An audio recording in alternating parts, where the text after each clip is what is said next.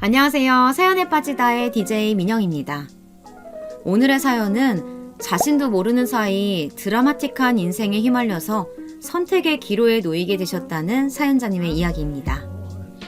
여러분들도 나라면 어떤 선택을 할까 생각하시면서 오늘도 끝까지 함께 해주세요. 그럼 오늘의 사연 시작해 볼게요.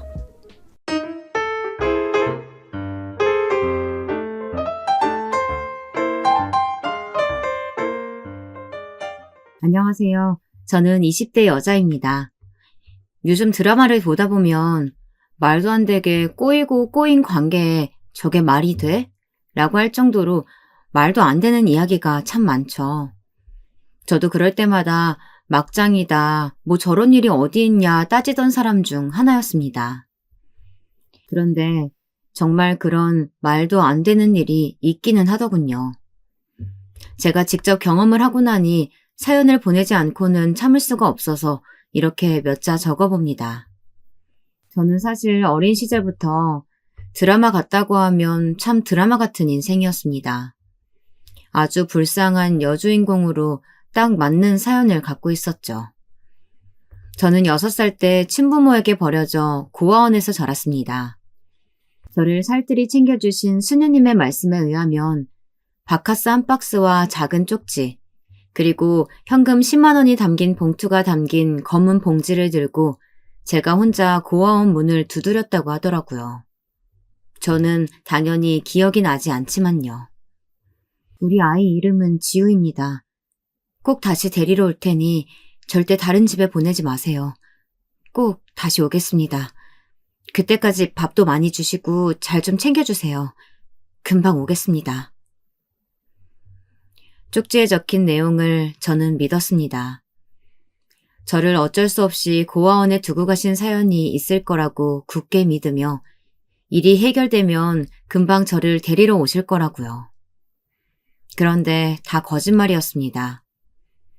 몇 달 뒤 고아원으로 형사들이 찾아왔거든요.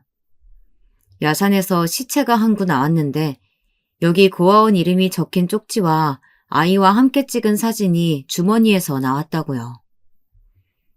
네, 맞습니다. 그 시체는 다름 아닌 저희 어머니였어요. 사진에 찍힌 아이는 바로 저였거든요. 어머니는 정황상 아무래도 스스로 세상을 떠나신 것 같다고 하더군요. 어머니의 등본상의 가족도 저밖에 없었는데 당시 제 나이가 너무 어렸으니 제가 유가족이라 할 수도 없어서 어머님은 부검 없이 바로 화장이 되셨대요. 남편도 없이 남의 집에서 가정부 일을 하시며 저를 키우셨다는데 아무래도 생활고로 그렇게 떠나시게 된 것 같다고 나중에 제가 좀 자라고 나서야 수녀님께 들어서 알게 되었습니다. 저는 고아원에 함께 살던 다른 친구들처럼 저를 버린 어머니를 원망하진 않았어요. 얼마나 힘드셨으면 그랬을까. 자신이 곁에 있는 것보다 남에게 보내는 게 오히려 자식에게 더 나은 선택일 수도 있겠다는 생각까지 하게 된 어머니의 마음이 과연 어땠을까. 그걸 생각하면 가슴이 아팠거든요. 제가 항상 어머니를 그리워하고 보고 싶다고 생각해서였을까요? 어머니는 가끔 제 기억 속의 모습으로 제 꿈에 나타나서 저를 바라보시며 흐뭇하게 웃어주시곤 했습니다. 잘하고 있어. 너무 기특해. 언제나 씩씩하게 잘 살아야 한다. 제가 듣고 싶어하는 말들을 끊임없이 해주시고는 사라지셨죠. 저는 고아였지만 고아라고 생각하지 않았어요. 저를 낳고 6년 동안 키워주신 어머니께서 제 가슴 속에 남아 계셨거든요. 어떤 이유였는지는 모르지만 그래도 남편도 없이 홀로 아이를 낳아 키우는 것만으로도 겁이 나고 어려운 일이셨을 텐데 저를 낳아주신 것만으로도 저는 감사하게 생각하고 씩씩하게 살기로 했습니다. 저는 그림도 곧잘 그렸어요. 학교 다니면서 종종 그림 그리기 대회에서 상도 타고 중고등학교 때는 학교장 추천으로 구 대회에 나가서 1등을 한 적도 있었죠. 그럴 때마다 수녀님은 미대에 가도 좋겠다며 조언해 주셨습니다. 저는 겉으로는 제가 어떻게 미대에 가겠냐며 자신 없다는 듯 이야기하기는 했지만 사실 마음속으로는 굉장히 가고 싶었습니다. 그런데 제 인생은 언제나 평범한 사람들처럼 쉽게 풀리지는 않나 봐요. 저는 대학은커녕 고등학교도 제대로 졸업하지 못했거든요. 저는 초등학교 때부터 제가 부모가 없다는 이유만으로 혹은 고아원에 산다는 이유만으로 저를 괴롭히는 아이들이 있었어요. 저로서는 도대체 왜 내가 놀림감이 되어야 하는지 이해가 되지 않았죠. 하지만 원래 괴롭힘이라는 게 보통 이유 같은 거 없이 당하는 거더라고요. 그래서 더 억울한 거였죠. 사실 초등학교 시절에야 놀려봐야 별거 없었습니다. 보통 엄마 없는 애, 거지 등등 말로 놀리는 정도였죠. 그런데 중고등학교 시절에는 좀 달랐어요. 매일 아침마다 제 사물함을 향해 우유를 던지는 애가 있었거든요. 봐봐. 오늘은 아침에 아이라인이 잘 그려지더라고. 예쁘지? 오늘은 기분 좋으니까 흰 우유 날려줄까? 너 뭐 하는 거야? 내 사물함에 우유를 왜 던져? 아, 이 사물함이 네 거였어? 난 내 건 줄 알았잖아. 난 원래 기분 좋은 날 흰 우유를 사물함에 던지는 습관이 있거든. 미안. 다음부턴 조심할게. 겉으로는 정말 실수인 척하면서 친한 척하며 말했지만 결론적으로는 우유를 던져놓은 채 저들끼리 실실 웃으며 사라져버렸어요. 그런 일이 그날 하루뿐만이 아니었습니다. 어떤 날은 기분이 안 좋다며 초코우유를 던졌습니다. 처음엔 저도 선생님에게 바로 가서 이야기를 했어요. 아무 이유 없이 제 사물함에 우유를 던지는 애가 있다고요. 그러자 선생님은 그 아이와 저를 둘 다 교무실로 불러서 화해를 시켰습니다. 같은 반 친구끼리 사이좋게 지내라면서요. 저는 기가 막혀서 말이 나오질 않았습니다. 저희 둘이 치고받고 싸운 것도 아닌데 화해라뇨. 저는 그래도 선생님께 이야기는 했으니 다음 날부터는 그러지 않겠지 싶었습니다.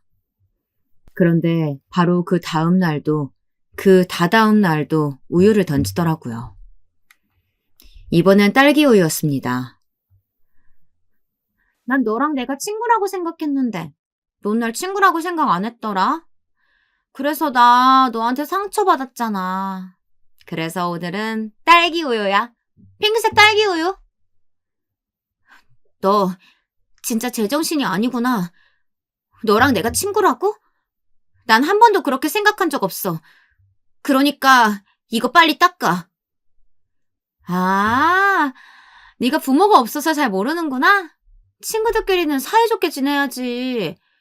자꾸 친구를 담탱이한테 이르면 되겠니? 실실 웃으면서 제게 다가온 그 애는 제 옷에 남은 우유를 마저 부었습니다. 그날 저는 아이들의 웃음거리가 되었죠. 그때부터였습니다. 제가 공식적으로 반에서 따돌림을 당하기 시작한 건요. 그 전에도 특별히 친한 친구가 없기는 했지만 이젠 아무도 제게 관심이 없었어요. 저는 몇 번이나 선생님을 찾아가 말씀드렸지만 소용없었습니다. 그럴 때마다 선생님은 여전히 아이들에게 싸우지 말고 사이좋게 지내라는 말만 하셨죠. 그리고 제가 가장 어이없었던 건 나중에 안 사실이긴 했지만 제게 우유를 던지던 그의 아버지가 경찰이라고 하더라고요.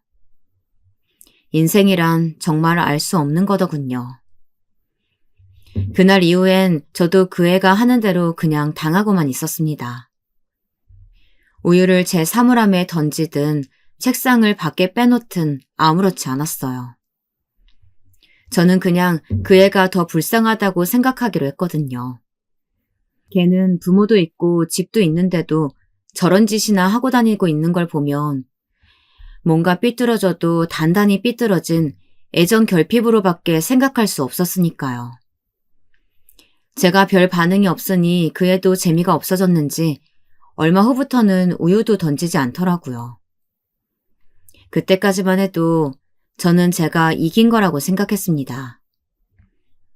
그런데 그 애가 결국은 제 이성을 무너뜨리는 사건이 생기고야 말았어요. 어느 날 갑자기 수업 시간에 선생님께서 가방 검사를 하겠다고 하셨습니다. 누군가 학교에 가져와서는 안 될 물건을 가져왔다는 제보가 있었다면서요. 정말 유치한 방법이었지만 저는 걸려들고야 말았습니다. 선생님께서 가방 검사를 하던 중 제 가방에서 팩소주와 담배가 나왔거든요. 저는 전혀 모르던 일이었으니 당황했어요. 그리고 역시나 상황을 모르시는 선생님은 저에게 따라 나오라고 하셨죠. 너무 억울해서 전혀 모르는 일이라고 제 것이 아니라며 억울하다고 이야기했습니다. 하지만 소용없었어요. 저는 토끼 자세를 하고 앉아 운동장을 돌고 계속 돌았습니다. 1시간을 넘게 말이죠. 그런데 제가 기합받고 있는 모습을 저 멀리서 그 나쁜 년이 킥킥대고 보고 있더라고요. 저는 너무나도 화가 났습니다. 태어나 누군가를 향해 그 정도의 분노가 끓어오른 건 처음 있는 일이었어요. 그 순간 제 가방에 그딴 걸 넣은 게 누구인지는 굳이 보지 않아도 알 수 있었죠. 수녀님은 항상 모든 사람을 이해하고 사랑해야 한다고 하셨지만 저는 절대 그럴 수 없었습니다. 더는 참아줄 수 없었죠. 저는 그대로 제 가방에서 나왔다는 그 팩소주를 들고 그 나쁜 년에게 달려갔습니다. 뒤에서 저를 부르는 선생님의 목소리가 들렸지만 저는 상관없었어요. 제 눈에는 저 나쁜 년만 보였거든요. 야! 미친년이! 너 지금 뭐 하는 거야? 미쳤어? 저는 그대로 소주팩을 터뜨려서 그년의 몸에 소주를 부어버렸습니다. 그리고는 소주팩을 머리에 날려주고 그대로 달려들어 머리끄덩이를 잡고 흔들었죠. 그래, 나 미쳤다. 너야말로 제정신이야? 내가 네가 무서워서 지금까지 봐준 것 같아? 하는 짓이 4-5살 어린애들이나 하는 짓이길래 유치해서 봐줬더니 감히 날 물먹여? 저는 지금까지 쌓여있던 울분을 모두 다 쏟아부었습니다. 머리도 뽑을 수 있는 만큼 뽑고 뺨따기도 때려줄 수 있는 만큼 갈겨주었죠. 네, 맞습니다. 이게 바로 제가 고등학교를 졸업하지 못한 이유였어요. 그날 사건으로 학교는 발칵 뒤집어졌습니다. 학교 안에서 팩소주와 담배가 나온 것도 모자라 학생들끼리 몸싸움을 벌였으니까요. 그 나쁜 년 아버지는 난리가 나서 학교를 찾아오셨답니다. 제 얼굴을 보겠다면서요. 그리고 그의 얼굴에 난 상처 사진까지 찍어서 저를 고소하겠다고까지 했다더라고요. 도대체 선생님들이 학생 관리를 어떻게 하시는 겁니까? 이래서 선생님들 믿고 애들 학교에 보내겠어요? 아버님 진정하시고요. 이게 학생 개인이 너무 흥분해서 갑자기 벌어진 사건이다 보니까 선생님도 손을 쓸 수가 없는 상황에서 벌어진 일이었어요. 하긴 새파랗게 어린 게 겁도 없이 학교에 술이랑 담배까지 들고 오는 앤데 어디 선생님들 말씀이나 듣는 애겠습니까? 그 술하고 담배 제가 가지고 온 거 아니에요. 오수진이 저한테 누명 씌우려고 넣어놓은 거라니까요. 뭐야? 이 어린 게 감히 어른들 얘기하는데 끼어들어? 너 지금 네가 한 얘기 증거 있어? 증거 있냐고? 근데 얘 부모는 도대체 뭐하는 사람들이길래 자식이 애를 때렸다는데도 학교에 오지를 않는답니까? 수녀님께 연락드렸는데 왜 아직 안 오시지? 수녀님? 어쩐지. 너 고아구나? 그럼 그렇지. 이래서 애비애미 없는 것들은 다 티가 난다니까. 그런 일로 결국 학교에 오셨던 수녀님도 어떻게 그런 애가 있냐며 난리를 치셨지만 저는 사실 아무렇지 않았습니다. 이까짓 학교 그만두면 그만이니까요. 사실 학교라고 해봐야 저는 배운 것도 없었어요. 학교도 경찰도 저 같은 고아를 전혀 보호해주지 않았으니까요. 저는 학교에서 처분이 떨어지기 전에 제가 먼저 자퇴서를 제출했습니다. 사실 고아라서 편한 것도 있더군요. 보호자가 없으니 제 인생은 무조건 제가 선택하면 그만이었죠. 하지만 수녀님께서는 매우 속상해 하셨어요. 아무리 그래도 고등학교는 졸업해야지. 화가 난다고 그렇게 친구를 때린 것도 모자라서 자퇴까지 하면 어쩌려고 그래. 걘 친구 아니에요. 그런 애는 그렇게 맞아야 정신을 차린다니까요. 그리고 학교는 걱정하지 마세요. 바로 검정고시 보고 대학도 갈 거니까. 사실 저도 걱정이 안 되는 것은 아니었습니다. 부모 없는 고아인 것도 모자라서 고등학교 자퇴상이라는 꼬리표까지 얻었으니까요. 하지만 제가 한 행동에 대해 후회하진 않았어요. 만약 제가 그 자리에서 기합받고 그냥 넘어갔다고 하더라도 앞으로 남은 1년을 그 애와 함께 학교 다니는 동안 결국 참지 못했을 테니까요. 그때부터 저는 선생이라는 사람도 경찰이라는 사람도 제 아무리 잘난 어른이라도 아무도 믿지 않았어요. 오로지 저 스스로만 믿으며 살았죠. 자퇴생의 검정고시 출신. 이런 제가 아무리 동네에서 그림 좀 그린다고 해도 당연히 미래는 꿈꿀 수도 없었습니다. 수녀님과 함께 사는 동생들은 그래도 도전해보라고 다들 응원해 주었지만 저는 말도 안 되는 소리라고 했어요. 대학 갈 등록금도 없는데 미대는 무슨 미대냐고요. 어차피 20살이 되면 고아원에서도 나가 살아야 했으니 저는 하루라도 빨리 제 살 길을 구해야만 했죠. 그래도 저는 운이 좋은 편이었어요. 수녀님께서 백방으로 알아봐 주신 덕분에 제 성적으로 장학금도 받을 수 있고 기숙사도 들어갈 수 있는 학교를 알아봐 주셨거든요.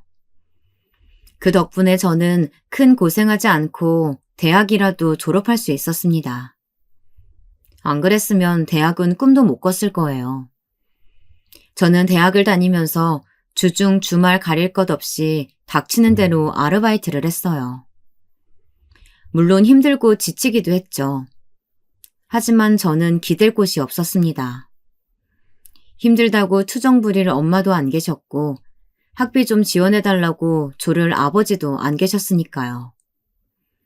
그리고 대학 가서 무엇보다 가장 힘들었던 건 의외로 외로움이었습니다.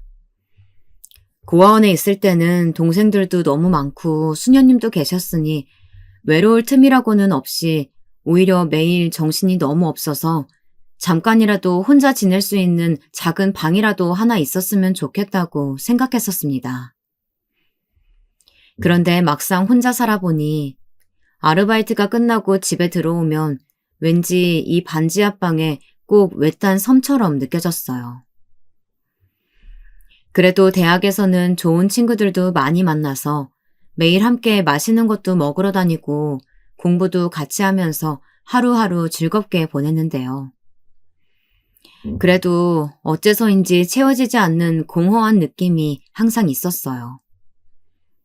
저는 이해가 되질 않았어요. 어떤 순간에도 언제나 내 편인 가족이 있다가 사라진 것도 아니고 애초에 가족의 사랑이나 보살핌을 받아본 적도 없으면서 어째서 자꾸만 허전하고 공허한 느낌을 느끼는 것인지 저조차도 이해가 되질 않았죠. 그럴 때마다 저는 제 고향인 고아원에 있는 동생들에게 용돈을 붙였어요. 언니, 아르바이트비 얼마나 받는다고 또 용돈을 보냈어. 우리 괜찮으니까 언니 먹고 싶은 거 사 먹어. 언니 좋아하는 그림도 그리고 그래. 동생들은 오히려 혼자 사는 저를 더 걱정해 주었죠. 언니야 당연히 그렇게 지내고 있지. 언니가 빨리 돈 벌어서 이사할 거니까 너희는 걱정하지 말고 지금은 공부만 해. 알았지? 언니 혼자 살기도 빠듯한데. 무슨 우리까지 데리고 산다고 그래. 암튼 언니는 그렇게 물러서 큰일이야. 동생들은 항상 괜찮다고, 제게 부담 주고 싶지 않다고 말했지만 저는 괜찮았습니다. 목표가 있다는 것, 책임져야 할 동생들이 있다는 것만으로도 제게는 자극이 되었으니까요. 이 세상에 나 말고 아무도 없다는 생각보다야 누군가 보살핀 사람이 있다는 게 훨씬 더 살만하다고 생각했습니다. 그런 순간마다 저를 낳아주신 어머니가 떠오르곤 했어요. 얼굴도 제대로 기억나지 않았지만 어머니도 저를 키우시던 6년 동안은 아마 그런 마음으로 버티시지 않았을까. 그런 생각이 들기도 했거든요. 저는 대학을 졸업하자마자 취직을 했습니다. 얼른 돈을 벌어서 제가 살 수 있는 집이라도 한 칸 마련해서 이제 곧 고아원에서 나올 동생들에게 도움이 되고 싶었거든요. 지금 사는 집은 동네도 너무 허름하고 빛도 잘 들어오지도 않는 반지하에 공간도 협소해서 저 하나 살기에도 버거웠으니까요. 제가 들어간 회사는 작은 광고회사였는데요. 워낙 야근을 밥 먹든 하는 회사라 집에 자주 들어가지도 못했어요. 집에는 가끔 씻고 자러만 들어갔죠. 직장인이 되고 보니 제가 대학 때 했던 고민은 정말 쓸데없는 고민이었다 생각이 절로 들었습니다. 우리나라 직장인에게 외로움이란 사치였죠. 너무 바쁘고 항상 정신이 없어서 외로울 틈이 없었습니다. 그렇게 매일 회사, 집, 회사, 집. 아침이면 또 회사, 그러다 가끔 집. 이렇게 살다 보니 어느새 시간 개념이 사라졌더라고요. 늦은 밤 잠시 눈만 붙이고 다시 회사에 나가봐야 해서 택시를 타고 집에 도착했습니다. 당시에 제가 살던 곳이 워낙 외진 골목이라 택시도 못 들어갈 정도로 골목이 좁아서 한참 밑에서 내려 골목길을 올라가야 했습니다. 그런데 순간 느낌이 쎄하더라고요. 계속 누가 따라오는 것 같았어요. 저는 순간 겁이 나서 휴대폰만 계속 뒤적였지만 그 시간에 전화할 사람이라고는 아무도 없었습니다. 저는 휴대폰에 112 번호를 눌러놓고 아차하면 통화 버튼을 눌러야겠다 싶어 손을 통화 버튼 위로 올리고 있었습니다. 경찰도 절대 믿지 않고 살겠다고 다짐한 게 무색할 만큼 막상 겁이 나니 어쨌든 112가 가장 먼저 생각나더라고요. 그 순간이었습니다. 갑자기 뒤쪽에서 덩치가 큰 남자가 저를 와락 껴안더라고요. 저는 바닥에 그대로 주저앉으며 통화 버튼을 누르고 소리를 질렀습니다. 제가 큰 소리를 내자 당황한 남자는 저를 어딘가로 끌고 가려고 하더라고요. 저는 순간 이대로 끌려가면 정말 죽을 수도 있겠구나 싶었습니다.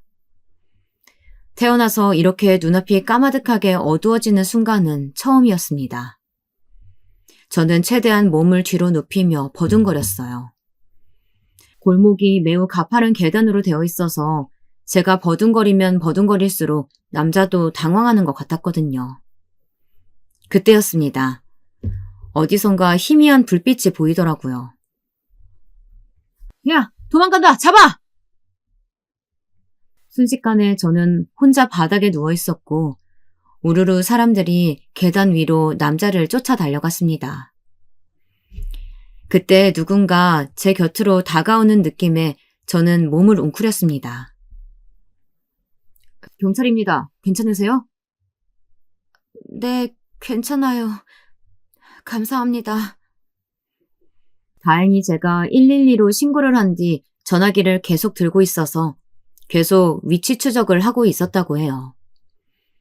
동네가 워낙 다 골목길이라 위치를 못 찾고 있던 와중에 마침 주변을 순찰 중이던 경찰들이 제가 지른 소리를 듣고 제가 있는 곳으로 찾아온 것이더라고요.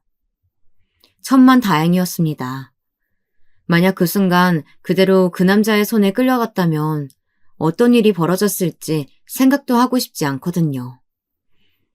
저를 위협했던 남자는 다행히 금방 잡혔어요. 그래서 곧바로 경찰서로 연행돼 조사를 받았죠. 저는 당시에 저를 구해주신 경찰분의 도움으로 놀란 마음을 애써 진정시켰습니다. 많이 놀라셨죠? 안 그래도 최근에 비슷한 사건이 연속으로 발생해서 저희가 계속 순찰 중이었거든요. 죄송해요.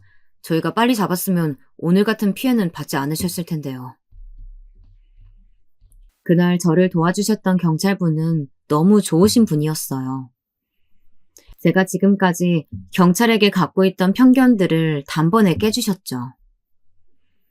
왠지 모르게 지난날의 제 억울함까지도 해소되는 기분이 들었어요. 저는 회사에 휴가를 내고 수녀님과 동생들을 만나러 다녀왔습니다. 놀란 마음을 좀 진정시키고 싶어서요. 제게 일어난 일을 누구보다도 수녀님께서 많이 놀라하셨어요. 이대로 혼자 보낼 수는 없다며 며칠 더 쉬고 가라고 하셨죠. 안 되겠다. 내가 좀 도와줄 테니까 올라가면 바로 이사부터 해. 위치도 좋고 치안도 잘 된 대로. 알았지? 아니에요, 수녀님. 저도 안 그래도 회사 근처로 이사해야 하나 하고 있던 차였으니까 차차 알아볼게요. 그래도 오랜만에 동생들도 만나 실컷 수다도 떨고 수녀님이 해주신 맛있는 음식들도 먹고 올라왔더니 금방 기운을 차리게 되더라고요. 저는 이것저것 간식거리들을 들고 저를 도와주셨던 경찰분이 계신 파출소에 들렀습니다. 감사 인사라도 하려고요. 사실은 여러분에게만 솔직하게 이야기하자면 좀 부끄럽지만 사실 감사 인사는 핑계였고 그 경찰분을 다시 한번 만나고 싶다는 마음이 컸습니다. 그런데 보면 볼수록 그 경찰분에게 마음이 끌리더라고요.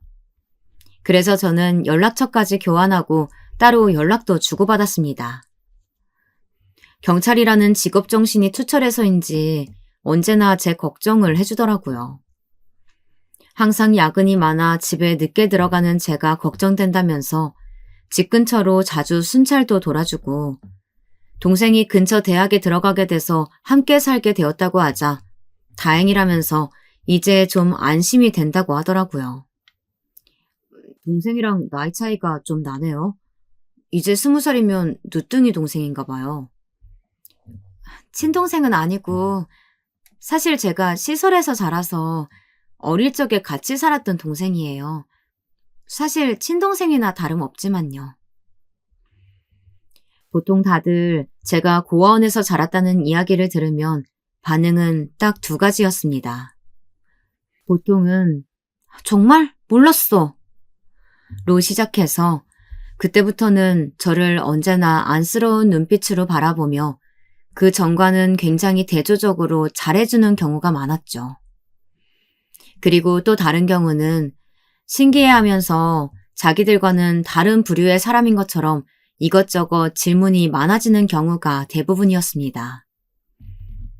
그런데 그 경찰분은 좀 달랐어요. 가족이라는 게 꼭 피가 섞여야만 가족은 아니죠.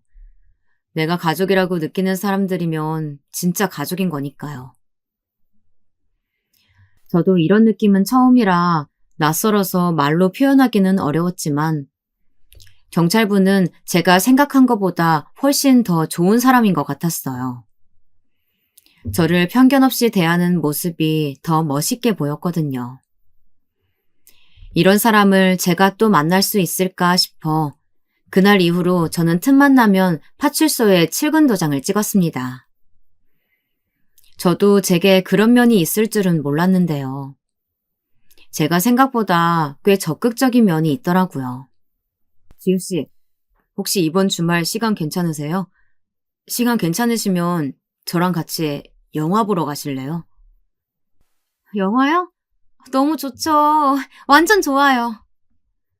제 마음이 통했나 봅니다. 경찰분이 제게 먼저 데이트 신청을 해주셨어요. 저희의 시작은 그랬습니다.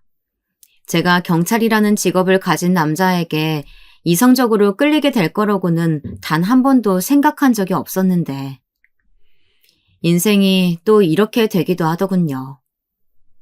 아이러니하게도 제 인생에서 가장 끔찍했던 순간에 저를 끌어내는 사람도 경찰이었는데 제가 인생에서 가장 무서웠던 순간에 저를 도와주었던 사람도 공교롭게 경찰이었다는 점이 묘했습니다. 그리고 그 경찰이 결국 제 남자친구가 되었죠. 저희의 만남은 순탄했던 시작처럼 언제나 꽃길일 줄 알았습니다. 그런데 역시나 제 인생은 울퉁불퉁 지뢰밭이더군요. 저는 연애를 하면 할수록 남자친구가 자꾸만 더 좋아졌어요. 그래서 저도 모르게 남자친구와의 미래를 상상하곤 했어요. 단란하고 안정적인 가정을 말이죠. 그래서 저는 걱정도 많아졌습니다. 연애는 둘만 좋으면 가능했지만 결혼은 다른 문제였으니까요. 그런 제 마음을 아는지 모르는지 남자친구는 자주 결혼 이야기를 했어요. 결혼하면 어떤 집에서 살고 싶은지 라든지 아이는 몇이나 낳고 싶냐고 묻기도 했죠. 그럴 때마다 저는 제 생각을 이야기하긴 했지만 불안한 마음이 드는 건 사실이었습니다. 남자친구의 부모님께서 저를 어떻게 생각하실지 걱정이 되었거든요. 그래서 고민 끝에 남자친구에게 물었습니다. 혹시 부모님께 저에 대해 이야기를 했는지 말이죠. 그런데 돌아올 남자친구의 대답은 의외였습니다. 그런 걱정할 필요 없어. 난 우리 부모님께 결혼 허락 같은 거 받을 생각 없으니까. 그리고 난 무슨 일이 있어도 너랑 꼭 결혼할 거야. 남자친구의 그런 단호한 모습은 처음이었어요. 그게 무슨 소리야. 부모님께 결혼 허락도 안 받고 그냥 우리끼리 마음대로 결혼식을 올리겠다는 거야? 저는 모르고 있었는데 사실 남자친구는 최근까지도 부모님과 인연을 끊다시피 하고 살고 있다고 하더라고요. 남자친구는 원래부터 아버지와 사이가 좋지 않았답니다. 제 앞에서 이런 식으로 이야기하고 싶지 않지만 세상엔 차라리 없는 게 나은 부모도 있다네요. 저는 처음에 남자친구가 그렇게까지 흥분하며 이야기하는 모습은 처음이라 도대체 무슨 일인가 걱정이 되었어요.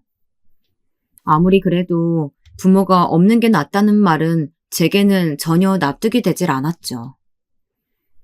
아무래도 남자친구에게 뭔가 사연이 있는 것 같아서 저는 부모님과 왜 거리를 두고 지내는지 물었습니다. 말을 머뭇거리다가 조심스레 꺼낸 남자친구의 이야기에 저는 놀라지 않을 수 없었죠. 아버지는 욕심이 많아도 너무 과하게 많은 사람이라 피 섞인 가족들도 당신에게 도움이 안 된다고 생각하면 가차없이 내치시는 분이야. 남자친구에게는 어린 시절 너무도 충격적이어서 지금까지도 잊히지 않는 사건이 있답니다.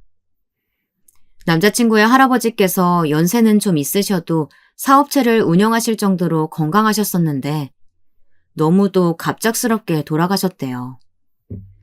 병원에서도 별다른 증상이 없으셨던 분이 하루아침에 그렇게 되셨으니 가족들과 회사 직원들은 모두 다 망연자실이었답니다. 그런데 그 와중에 남자친구의 아버지만 너무도 태연하게 굴었답니다. 당시 초등학생이었던 남자친구가 보기에도 이상할 정도로요. 다른 가족들은 병원에서도 빈소에서도 다들 말도 제대로 하지 못할 정도로 울고 계셨는데 남자친구의 아버님은 변호사 아저씨와 내내 이야기만 하고 계셨대요. 할아버지께서 운영하시던 회사가 있었으니까 해결할 일이 많아서 슬퍼할 겨를도 없으셨던 거 아닐까? 제 말에 남자친구는 그뿐만이 아니었답니다. 사실 남자친구의 아버님은 차남이었고 위로 큰아버지가 계셨대요.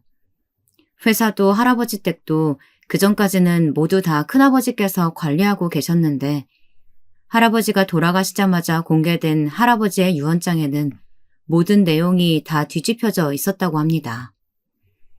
회사도 집도 모두 남자친구의 아버지에게 넘어갔고 큰아버지께서 쫓겨나다시피 나가게 되셨대요. 할아버지가 살아계실 때도 언제나 할아버지 댁만 가면 큰아버지와 아버지는 다투기만 하셨는데 할아버지께서 돌아가신 날까지도 장례식장에서 두 분은 서로 멱살을 잡으시며 싸우셨답니다. 그리고 그때 큰아버지께서 하신 이야기가 남자친구는 아직도 잊히질 않는답니다. 네가 아버지께 드리라고 가져온 약, 그거 진짜 혈압약 맞아? 그 전까지는 멀쩡하시던 분이 그 약 드시고 나서 구토하고 설사하고 얼마나 고생을 하셨는데 너 만약에 아버지가 그 약 때문에 돌아가신 거면 너 내가 가만히 안 둬. 알았어? 남자친구는 분명 똑똑히 기억한답니다.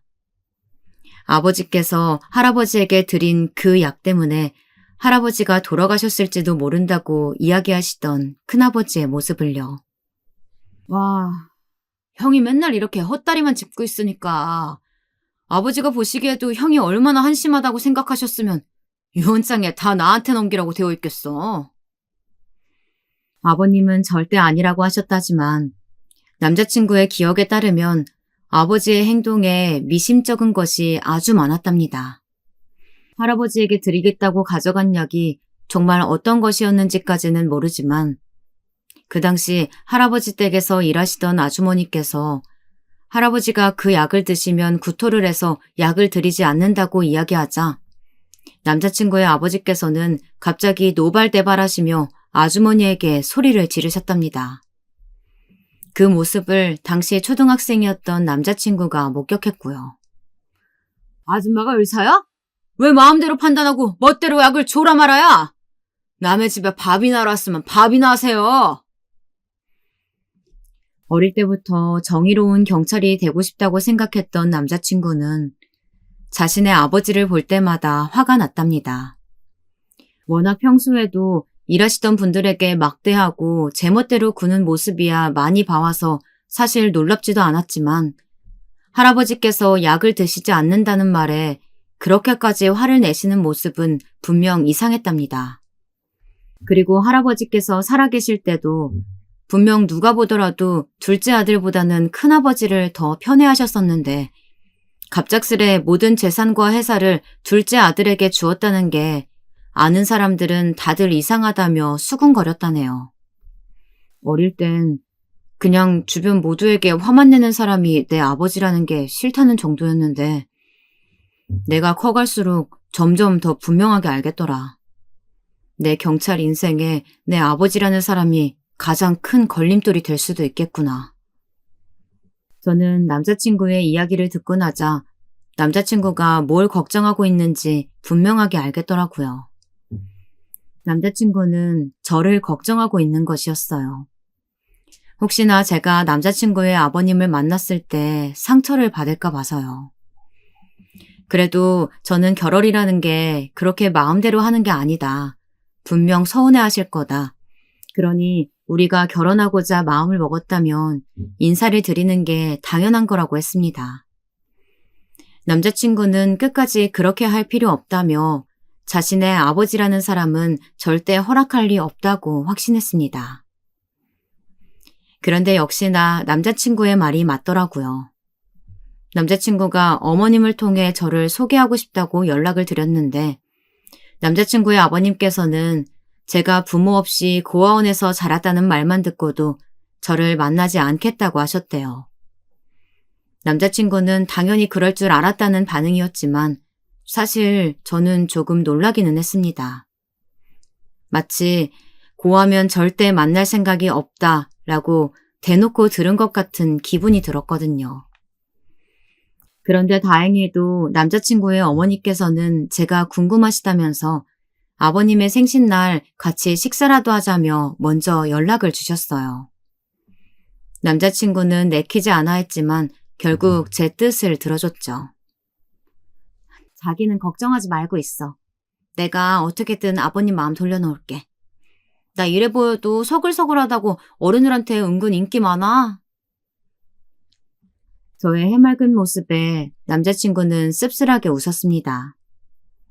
그러면서 자신의 아버지를 직접 만나고 나면 자신의 말을 이해할 거라고 당부했습니다. 저는 제가 사랑하는 사람의 부모님께 어떻게든 인정받고 싶었어요.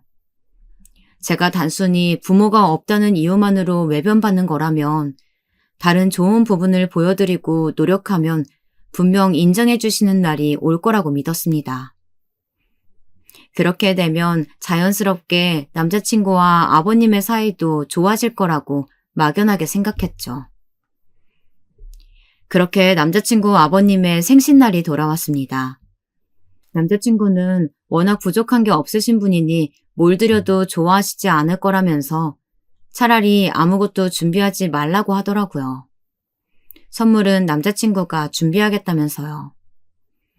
저는 그래도 빈손으로 가는 것은 예의가 아닌 것 같아서 직접 케이크를 만들어 갔습니다. 저는 전날 한숨도 자지 못했어요. 너무 긴장돼서요. 남자친구가 미리 예약해뒀다는 한정식 집에서 부모님과 만나기로 했습니다. 네가 웬일이냐? 호적이라도 파서 나갈 것처럼 집을 나가서는 웬일로 먼저 보자고 연락을 다 하고. 저랑 결혼할 사람이에요. 저는 인사드릴 필요 없이 저희끼리 식만 올리고 살려고 했는데 아무리 그래도 여자친구는 그게 아니라고 하더라고요. 내 아들이지만 넌 세상 물정을 참 몰라. 그거야. 당연히 널 이용해서 어떻게든 우리 집안이랑 엮어보려고 하는 거지. 아버지! 저는 제 얼굴도 제대로 봐주시지 않는 남자친구의 아버지를 향해 애써 웃으며 인사를 정중하게 드렸습니다. 그리고 제가 만든 케이크를 전해드렸어요. 그런데도 여전히 아버님의 표정은 굳어 계셨죠. 이래서 부모 없이 자란 애들은 티가 난다니까. 아주 웬만한 산전수전은 다 겪어봤을 테니 얼마나 독하겠어. 내가 이렇게까지 말하는데도 기분 나쁜 기색도 없고 아주 뻔뻔하게 케이크까지 들이밀잖아. 왜? 네가 그렇게 나오면 내가 감동이라도 받아서 결혼 허락해줄 줄 알았니? 지우야, 일어나자. 내가 말했잖아. 우리 아버지 절대 상식이 통하는 분 아니라고. 남자친구는 잠시도 이 자리에 있을 이유가 없다면서 자리를 박차고 일어났습니다. 그 모습에 남자친구의 아버지도 단단히 화가 나신 것 같았죠. 그래도 명색이 대한민국 경찰이라는 놈이 저렇게 여자 보는 눈이 없어서야. 홀려도 아주 된통 홀렸구만. 저는 또 억울했습니다. 절대 아버님의 말씀처럼 대단한 집 며느리가 되고 싶어서 만나 뵙고 싶다고 한 것은 절대 아니었으니까요. 단지 제가 가진 욕심이라면 부모 없이 자란 탓에 사랑하는 남자의 부모님과만이라도 부모 자식 간의 사랑도 느껴보고 싶었고 단란한 가정을 이뤄 화목하게 지내보고 싶다는 것뿐이었습니다. 제가 부린 욕심이 이렇게까지 큰 파장이 되어 제게 돌아올 거라고는 생각지도 못했습니다. 그리고 괜히 저 때문에 오히려 부모 자식 간의 관계를 더 안 좋게 만든 것은 아닌가 걱정도 되었습니다. 그런데 며칠 뒤 회사 앞으로 남자친구 아버님이 저를 찾아오셨습니다. 저는 전화를 받고 너무 놀라서 바로 회사 앞으로 나갔죠. 네가 네 주제를 너무 모르는 것 같아서 내가 네 주제를 좀 알려줘야겠다 싶어서 여기까지 직접 왔다. 애초에 모도를 나무는 넌 보지 말아야지. 넌 애가 양심도 없니? 어디 감히 내 아들을 넌 봐. 저는 순간 저승사자라도 만난 것처럼 놀라서 말도 나오질 않았습니다. 너는 해도 너무 없잖아. 부모가 없으면 착실하게라도 살았어야지. 도대체 어떻게 학창시절을 보냈으면 고등학교는 검정고시 출신에다가 대학도 들어본 적도 없는 대학인 것도 모자라서 거기다 회사는 또 어떻고.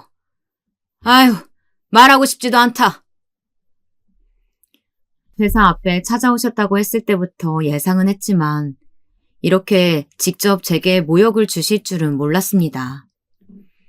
저는 이대로 참고만 있으면 밤에 너무 억울해서 잠을 자지 못할 것만 같았어요. 아버님 말씀이 맞아요. 이미 시작부터 남들 다 있는 부모도 없었죠. 그리고 지금 제가 가진 건 다 처음부터 제 거였어요. 누구의 도움도 없이 다 제가 노력해서 얻어낸 제 거요.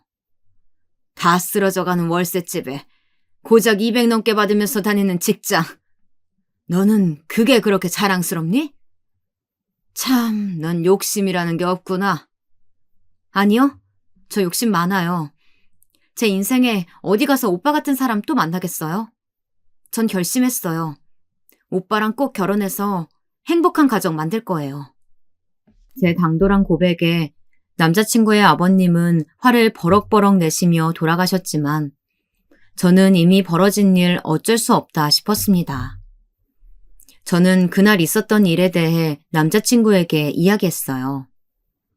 아마 앞으로 절대 아버님께서 저희 결혼을 허락하실 일은 없을 거라고 했죠. 그런데 그날 이후 의기소침해진 저와 달리 남자친구는 오히려 아버님의 허락 없이 결혼을 강행하겠다고 했어요. 정말로 결혼식 날짜도 잡고 웨딩홀도 알아보는 것 같더라고요. 저는 정말 이대로 우리가 결혼해도 되는 걸까 걱정부터 앞섰습니다. 그런데 남자친구는 저와 하루라도 빨리 가정을 만들고 싶다네요. 자신이 선택할 수 없었던 가족 말고 자신이 선택한 사람과 함께 꿈꾸는 가족을 하루라도 빨리 이뤄서 행복해지고 싶다면서요. 저는 남자친구의 말에 100% 공감했습니다. 저도 제가 선택한 적도 없는 부모 때문에 평생 고아라는 꼬리표를 달고 살았으니까요. 제가 선택한 사람과 하루라도 빨리 가족이라는 울타리 속에서 외롭지 않게 안정적으로 살고 싶었습니다. 그래서 저희는 새로운 시작이라고 생각하고 둘만의 결혼식을 올리기로 했어요. 태어나 처음으로 이기적으로 제가 하고 싶은 대로 해보자 싶었습니다. 다른 사람들의 시선도 다른 사람들의 눈치도 보지 않고 오로지 제가 하고 싶은 대로요. 그런데 며칠 뒤 남자친구의 어머니에게서 연락이 왔습니다. 우리 남편이 회사까지 찾아갔다며? 내가 대신 사과할게. 너무 미안하구나. 나도 몇십 년을 같이 산 내 남편이지만 이해 안 될 때가 한두 번이 아니야. 남편이 정 허락하지 않겠다면 나라도 허락해 줄 테니까 이번 주말에 우리 집으로 한번 와라. 남편 없을 때 내가 너희한테 맛있는 거라도 해주고 싶어. 그 주 주말에 남자친구의 집에 다녀왔습니다. 그런데 이상한 점이 있었어요. 남자친구의 돌아가신 할아버지께서 오랫동안 사셨다는 그 집이 제게는 뭔가 굉장히 익숙했습니다. 남자친구가 알려주지 않은 화장실의 위치를 제가 알고 있었죠. 마치 이곳에 꼭 와본 것처럼 말입니다. 이상한 것은 그뿐만이 아니었어요. 그날 밤부터였습니다. 오랜만에 제 꿈에 나타난 어머니는 그날부터 매일 밤 나타나셨어요. 그리고 반복적으로 제게 안 돼, 결혼은 절대 안 돼 라고 외치셨죠. 저는 아무래도 이상해서 수녀님을 찾아갔습니다. 아무래도 감이 너무도 이상했거든요. 그런데 제 이야기를 들으신 수녀님께서 한참을 고민하시더니 갑자기 방에 들어가셔서 공책 하나를 들고 나오셨습니다. 수녀님의 말에 의하면 제가 고아원에 들어왔던 그날 손에 들고 있던 봉지 안에 쪽지와 바카스 말고도 하나가 더 있었답니다. 수녀님은 제가 그것을 가지고 있으면 아무래도 저까지 위험해질 것 같아서 수녀님께서 지금까지 보관하고 계셨대요. 그 공책은 바로 저를 낳아주신 어머니의 일기장이었습니다. 일기장에는 어머니께서 어린 저를 혼자 키우시며 남의 집에서 가정부 일을 하시며 겪은 일들이 상세하게 적혀 있었습니다. 어머니가 일하시던 집 어르신은 재산도 많고 운영하시던 회사도 큰 회사였는데 굉장히 좋으신 분이었답니다. 어린 딸을 혼자 키우고 계신 어머니가 안쓰러워서 집에 쓰지 않는 방을 흔쾌히 내주었답니다. 그래서 제가 고아원에 오기 전까지 그 집에서 어머니와 함께 지낸 것 같더라고요. 그런데 그 집에는 어르신의 아들이 둘이 있었는데 첫째 아들은 그 집에서 함께 살고 있었고 둘째 아들은 분가해서 나가 살았는데 둘째 아들은 항상 재산 문제로 집에 찾아와서 어르신과 싸우는 일도 많았고 형에게 대들고 싸웠다는 얘기들이 적혀 있었습니다. 저는 점점 불안한 느낌이 들었어요. 일기장의 내용이 남자친구에게 들었던 이야기와 너무나도 비슷했으니까요. 그리고 다음 장을 넘긴 순간 저는 놀라지 않을 수 없었습니다. 바로 그곳에 제가 지금까지 모르고 있었던 진실이 숨겨져 있었으니까요. 아주 참혹했던 과거의 진실 말이죠. 오랜만에 찾아온 어르신 댁 둘째 아들이 웬일로 어르신의 혈압에 좋다는 약을 지어왔다며 내게 아침마다 드시는 차에 이 약을 섞어서 드리라고 했다. 그때까지만 해도 드디어 둘째 아들이 정신을 차렸나 보다 했는데 언제부턴가 어르신께서 아침에 차를 드시고 나면 잦은 복통을 호소하셨고 밤에는 잠도 잘 주무시질 못하셨다. 저는 일기장을 읽어 내려갈수록 점점 목이 말라왔습니다. 아무래도 이상해서 약을 드신 지 2주째가 되던 날 약을 넣지 않고 차만 어르신께 드렸다. 그러자 며칠 뒤 어르신의 복통이 사라졌다. 내 예상이 맞았다. 둘째 아들이 준 약에 분명 문제가 있어 보였다. 나는 곧바로 첫째 아들에게 이 사실을 전했고 며칠 뒤 집안에는 피바람이 불었다. 그때까지만 해도 어머니께서 모르고 넘어갔으면 좋았을 비밀을 알게 되어서 더는 그 집에서 일할 수 없게 되어버린 것이라고 생각했습니다. 그런데 그 집에서 일어난 피바람은 제 예상과는 달리 훨씬 더 끔찍한 사고였더군요. 어떻게 된 일인지 어르신께서 갑자기 돌아가시게 됐고 살아계실 때 작성했던 유언장에는 돌아가신 이후 모든 재산을 둘째 아들에게 주겠다고 되어 있었다네요. 그 유언장 자체가 말이 되질 않는답니다. 모두가 아는 어르신이라면 절대 그런 유언장을 남기셨을 리가 없을 만큼 둘째 아들을 믿지 못하셨다네요. 어머니께서 분명히 약이 이상한 것 같아서 곧바로 약을 중단하셨다고 했는데 어르신께서는 갑자기 왜 돌아가신 거지? 그때 일기장 중간에 있던 명함 한 장이 떨어졌습니다. 저는 명함을 보자마자 놀라지 않을 수가 없었습니다. 제 기억이 맞다면 분명 제 남자친구의 아버지께서 대표로 있다는 그 회사의 명함이었어요. 직급에는 법무팀이라고 적혀 있었고 변호사인 듯 보이는 분의 이름이 적혀 있었죠. 벌써 20년도 전에 돌아가신 어머니의 일기장에 남자친구의 아버님 회사 변호사의 명함이 도대체 왜 들어있는 건지 이해가 되질 않았죠. 저는 곧바로 명함에 적힌 번호로 전화를 걸었습니다. 그런데 없는 번호로 나오더군요. 분명 이상한 것이 한두 개가 아니었습니다. 저는 도대체 무슨 일인지 알아야만 했습니다. 저는 주변에 물어물어 사람의 뒤를 알아봐준다는 심부름센터라는 곳에 의뢰를 했습니다. 어머니의 일기장에서 나온 변호사라는 사람에 대해 알아봐달라고 했죠. 그런데 글쎄 그 변호사라는 사람이 변호사는 맞는데 현재 교도소에 수감이 되어 있더라고요. 그것도 횡령 혐의로요. 그리고 더 말이 안 되는 건 바로 그 변호사가 몇 년 전까지 남자친구 아버지 회사의 변호사였다는 겁니다. 그리고 꽤 오랫동안 그 회사에서 일했더라고요. 그럼 남자친구 아버지뿐만이 아니라 돌아가신 할아버지께서 대표로 계실 때부터 같이 근무하셨던 분이라는 건데? 저는 엉망으로 꼬여있던 실타리가 풀리면 풀릴수록 더 겁이 났습니다.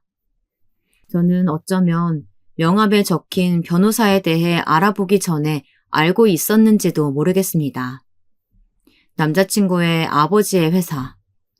그러니까 그 회사에 돌아가신 회장님이 살던 집에서 저희 어머니께서 저를 데리고 가정부로 일을 했었다는 사실을 말이죠.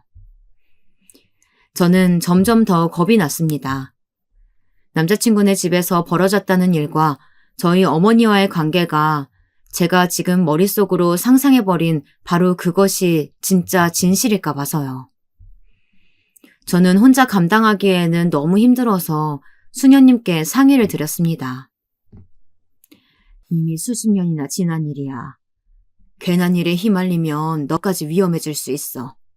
그러니까 지금까지처럼 모른 척 그냥 네 인생 살아. 모른 척 살라뇨. 그럴 순 없어요. 제가 결혼까지 하겠다고 마음먹은 사람의 집안이랑 저희 어머니의 죽음이 연관되어 있을 수도 있다는데 제가 이대로 모른 척 그런 남자와 결혼을 할 수는 없어요. 진심이었어요. 제가 너무도 사랑하는 사람이었지만 정말 그 사람의 아버지가 저희 어머니의 죽음과 연관이 되어 있는 거라면 저는 이대로 가만히 있을 수는 없었으니까요. 그런데 저나 저희 어머니처럼 아무 힘도 없는 사람들은 힘 있는 사람들이 보기에 그냥 하루아침에 이 세상에서 사라지게 되더라도 아무도 모를 거라고 생각하나 봅니다. 왜냐고요? 바로 그날 밤 또 다른 사건이 일어나고야 말았거든요. 고아원에 갔다가 집에 돌아오는 길에 저는 또 이상한 기분이 들었습니다. 분명 누군가 제 뒤를 쫓아오는 것 같았어요. 저는 처음 겪는 느낌이 아니었으니 본능적으로 휴대폰을 꺼내 남자친구에게로 전화를 걸었습니다. 그런데 바로 그 순간이었어요. 저를 쫓아오던 누군가가 갑자기 제 입을 틀어막더라고요. 저는 안간힘을 쓰며 버둥거렸습니다. 그 손 놔! 경찰이다! 저희 집 바로 앞에서 나타난 남자친구가 곧바로 달려나오더니 저를 위협하던 남자를 단숨에 제압했습니다. 저는 너무 놀라서 그대로 바닥에 주저앉아 버렸어요. 저를 위협했던 남자는 다름 아닌 남자친구의 아버지께서 보낸 사람이었습니다. 진실은 바로 이랬습니다. 남자친구는 이 모든 사실을 다 예상하고 있었다네요. 남자친구가 경찰이 된 이후 계속 아버지의 사건을 조사하고 있었더라고요. 어릴 적 자신이 느꼈던 의심스러운 상황에 대한 진실이 궁금했답니다. 자신의 아버지에 대한 진실을 말이죠. 그런데 최근 갑자기 몇 년 전 구속된 변호사를 만나러 다녀오신 아버지께서 뜬금없이 저에 대해 물어보셨답니다. 친부모가 누군지 정말 모르는 거냐부터 시작해서 어느 고아원 출신인지까지 물으셨대요. 아무래도 이상해서 남자친구도 조사하던 중 얼마 전 수녀님에게서 연락이 왔었는데 제가 가져간 일기장의 내용이 아무래도 마음에 걸려서 걱정되신다고 하셨다네요. 어머니 일기장 나한테 줄 수 있어? 그게 어머님이 마치 스스로 세상을 떠나신 것처럼 위장하고 살해한 사건과 우리 할아버지가 갑작스럽게 돌아가신 사건까지 해서 두 사건에 아주 중요한 증거 자료가 될 것 같아. 그럼 자기 아버지가 벌을 받게 되실지도 몰라. 그리고 아버지 사건이 알려지면 자기한테도 불이익이 생길 수도 있고. 정말 괜찮겠어? 남자친구는 이럴 줄 알았다지만 저는 남자친구가 걱정됐습니다. 말했었잖아. 난 내 경찰 인생에 아버지가 아주 커다란 장애물이 될 줄 알고 있었어. 그렇게 얼마 지나지 않아 사건은 해결이 됐습니다. 남자친구는 큰아버지에게 찾아가 도움을 요청했어요. 그러자 큰아버지께서는 혹시나 해서 가지고 계셨던 할아버지의 유언장과 회사 증거자료들을 남자친구에게 주셨대요. 덕분에 유언장의 진위 여부를 조사할 수 있었죠. 그렇게 점점 수사망이 좁혀오자 아버지께서는 감옥에 있는 변호사에게 모든 혐의를 다 덮어씌우려고 하셨다네요. 결국 그 사실을 알게 된 수감 중이던 변호사가 지난 일에 대해 다 사실대로 증언을 했고요. 그리고 가장 중요한 사실은 남자친구의 아버지가 저희 어머니를 돌아가시게 한 것이 맞았어요. 남자친구의 아버지의 원래 계획은 할아버지의 정신이 오락가락하게 하기 위한 약을 구해서 할아버지에게 장기간 복용시켜 정신이 없으신 틈을 이용해 변호사와 짜서 유언장을 작성하고 나중에는 할아버지를 치매로 몰아 병원에 입원시킬 생각이었답니다. 그런데 저희 어머니께서 약을 먹이지 않는다는 이야기에 계획이 틀어질까 불안해하던 와중에 갑자기 할아버지께서 무슨 이유에선지 돌아가셨답니다. 아직 유언장을 쓰지도 않았는데 말이죠.